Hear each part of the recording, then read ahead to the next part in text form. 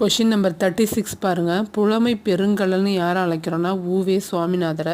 காந்தியடிகள் தமிழகம் வர்றப்பெல்லாம் அவரோட பேச்சை மொழிபெயர்த்தது திருவிக. தமிழ் வடமொழியின் மகள்ன்றது தனி குடும்பத்துக்குரிய மொழி, சமஸ்கிருத கலப்பின்றி தனித்து இயங்கும்னு சொன்னது கால்டுவெல்லு.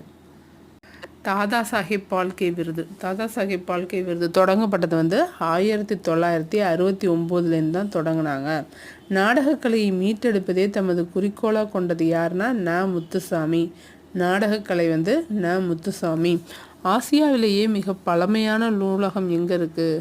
ஆசியாவிலேயே மிக பழமையான நூலகம் தஞ்சை சரஸ்வதி மகால் நூலகம்.